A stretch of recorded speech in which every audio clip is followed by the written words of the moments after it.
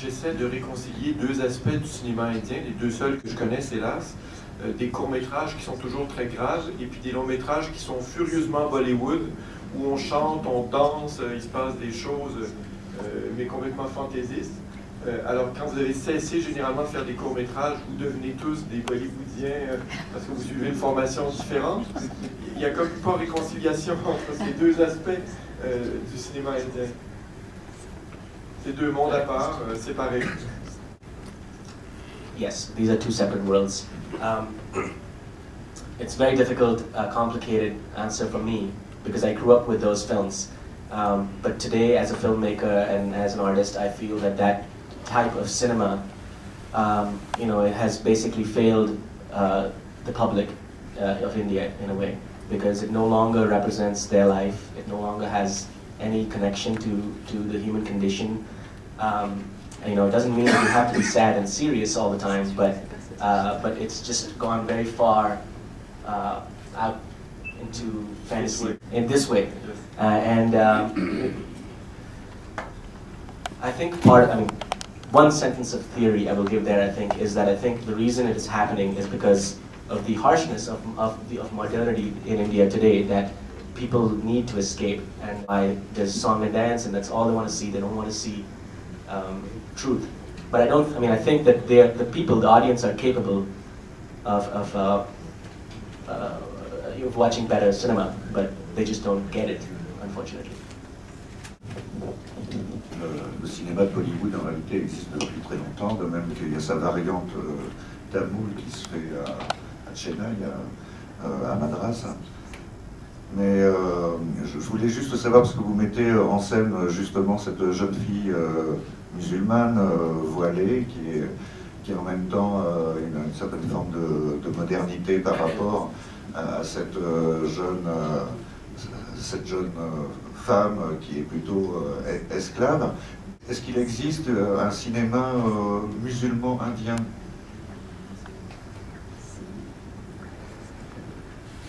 That's an interesting question. Indian Muslim cinema, it's funny that you asked, because actually most of mainstream cinema today, the actors, the musicians, the directors, actually come from the Muslim community. The Muslim community has a tradition of being extremely artistic. They've had it for hundreds of years, and they are actually artistic leaders in India. So much of Indian cinema that you see comes from them, and other types of art as well.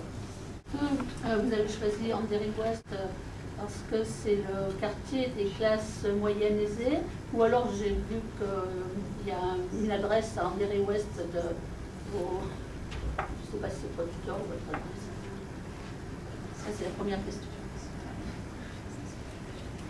Many reasons. First of all, Andheri, the word in the local language translates literally into darkness. It also happens to be the name of the suburb of Bombay in which I grew up. And it's also the most densely populated suburb of Mumbai, which today is the most densely populated city in the world. So it's an interesting place. Et si vous n'étiez pas parti aux États-Unis, je ne sais pas combien de temps, mais est-ce que vous auriez remarqué justement la condition de cette petite jeune fille comme servante auprès de cette femme un peu despotique, mais à l'indienne?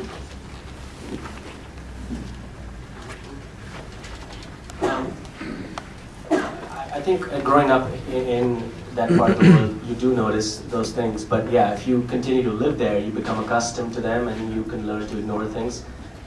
Going away to another country definitely increased my perspective on where I came from, for sure. And I think that, I recommend it to anyone. Leave the place that you grew up in, just to learn about yourself and to learn about the place a little better.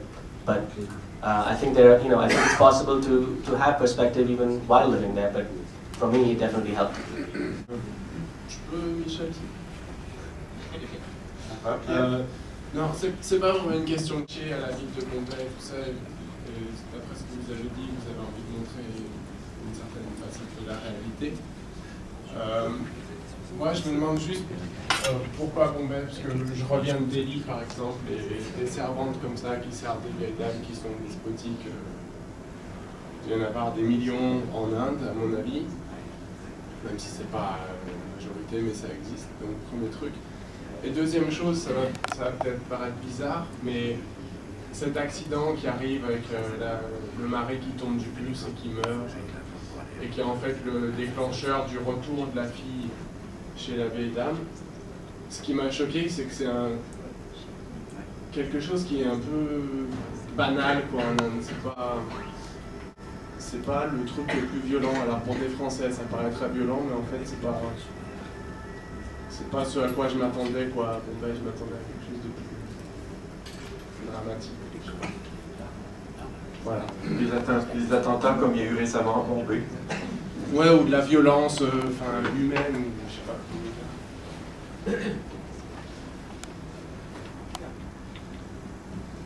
Fair enough. I was going for something that was commonplace and banal, and the point was that it doesn't have to be that violent. It doesn't have to be bombings. It just happens. It happens every day. It happens 100 times a day, and it changes people's lives.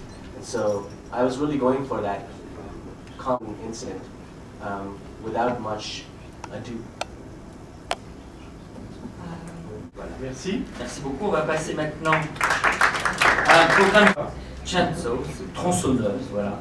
Alors c'est un film assez étonnant qui mélange allègrement les taureaux, les rodéos, les corridas, les tronçonneuses.